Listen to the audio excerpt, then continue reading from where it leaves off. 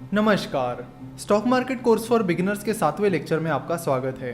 तो general consultancy ने stock market के जरिए पैसे तो उठा लिए, पर अगर आपको जनरल कंसल्टेंसी में इन्वेस्ट करना है तो उसके लिए आपको क्या करना होगा, इसे हम आज समझने वाले हैं।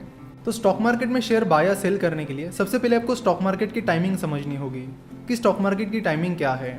स्टॉक मार्केट का जो नॉर्मल ट्रेडिंग सेशन होता है वो सुबह 9:15 बजे से दोपहर के 3:30 बजे तक चलता है।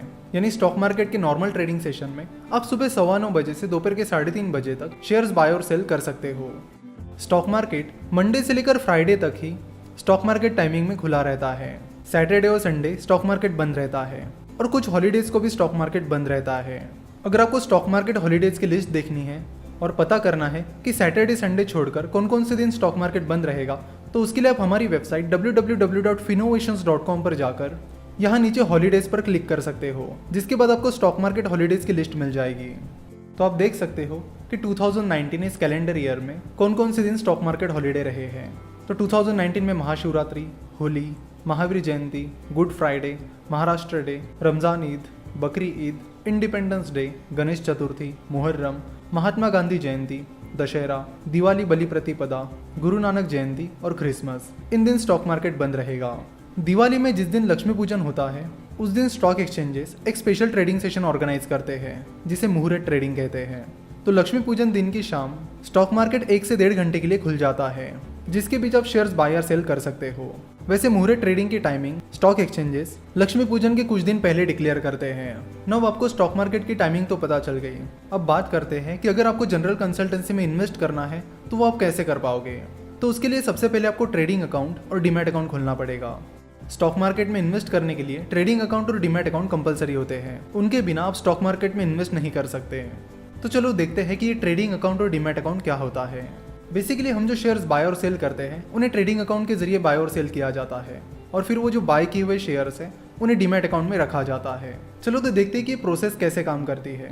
सबसे पहले आपको अपने ट्रेडिंग अकाउंट को अपने बैंक अकाउंट से लिंक करना होता है। मान लीजिए कि आपको 10,000 रुपीज स्टॉक मार्केट में इन्वेस्ट करने हैं, तो पहले आपको 10,000 रुपीज अपने बैंक में से अपने ट्रेडिंग अकाउंट में ट्रांसफर करने होंगे। जैसे ही पैसे आपके ट्रेडिंग अकाउंट में आ जाएंगे, आप उन पैसों से शेयर्स बाय और सेल कर सकते हो।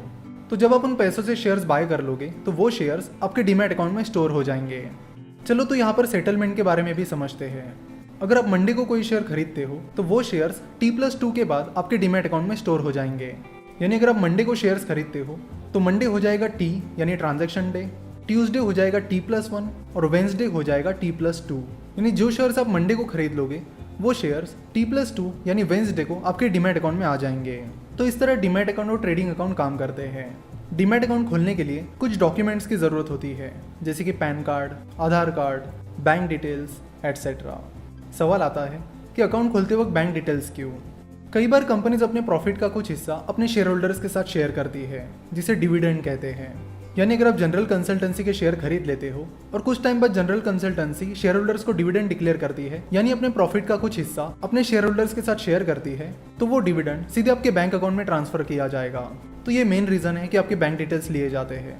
साथ ही आपका बैंक अकाउंट आपके ट्रेडिंग अकाउंट से इसलिए लिंक किया जाता है ताकि आप आसानी से अपने बैंक अकाउंट से अपने ट्रेडिंग अकाउंट में पैसे ट्रांसफर कर सको। तो सवाल ये आता है कि डीमैट अकाउंट कहाँ पर खोले। डीमैट अकाउंट खोलने के लिए आपको ब्रोकरेज फर्म्स के पास जाना होता है। इंडिया में 300 से भी ज़्यादा स्टॉक ब्रोकरेज फर्म्स हैं, इसलिए पहली दिक्कत यही आती है कि डीमैट अकाउंट कहाँ पर खोलें, क्योंकि अलग अलग टाइप्स के ब्रोकरेज फर्म्स होते हैं, उसमें भी उनके ब्रोकरेज चार्जेस अलग होते हैं और बाकी चार्जेस अलग अलग होते हैं। उनकी टेक्नोलॉजी अलग अलग होती है, उनकी सर्विसेज अलग होती है। तो हर ब्रोकरेज फर्म्स के अपने अपने कुछ पॉजिटिव पॉइंट्स होते हैं तो कुछ नेगेटिव पॉइंट्स होते हैं, और आपको ऐसे ब्रोकरेज फर्म्स के पास अकाउंट ओपन करना होता है जहाँ पर आपकी रिक्वायरमेंट फुलफिल होती हो। इंडिया में मेनली 3 तरह के ब्रोकरेज फर्म्स होते हैं।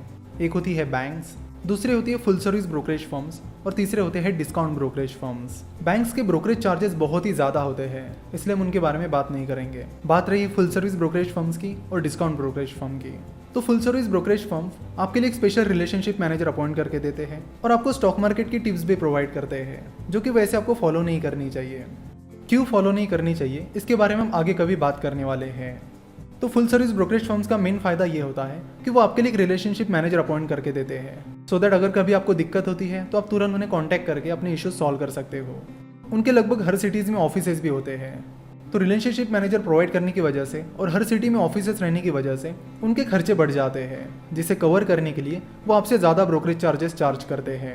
वहीं दूसरी तरफ डिस्काउंट ब्रोकरेज फर्म्स होते हैं। डिस्काउंट ब्रोकरेज फर्म्स आपको रिलेशनशिप मैनेजर अपॉइंट करके नहीं देते हैं। उनकी बहुत ही लिमिटेड ब्रांचेस होती हैं। तो लिमिटेड ब्रांचेस और रिलेशनशिप मैनेजर का ना होना, इन चीज़ों की वजह से उनकी कॉस्टिंग कम हो जाती है, जिसकी वजह से वो आपको कम ब्रोकरेज चार्जेस चार्ज करते हैं। तो डीमैट अकाउंट खोलते वक्त आपको देखना होगा कि आपकी रिक्वायरमेंट्स क्या क्या है। तो यहाँ पर 2-3 चीज़ें बहुत इंपॉर्टेंट होती है, जैसे कि टेक्नोलॉजी, यानी उस ब्रोकरेज फर्म का ऐप कैसा है।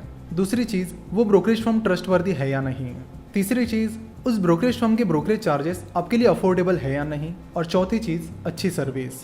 तो ये सारी चीज़ें हैं जिन्हें आपको चेक करना होगा। अगर आप पूछते हो कि कहाँ पर अपना डीमैट अकाउंट खोले, तो हमारा जवाब ये रहेगा कि ऐसा कोई भी ब्रोकरेज फर्म नहीं है कि जो सबके लिए सूट करता हो। किसी को कोई ब्रोकरेज फर्म अच्छा लगेगा तो किसी को वो नहीं लगेगा। तो ये सब अपनी अपनी रिक्वायरमेंट्स पर है।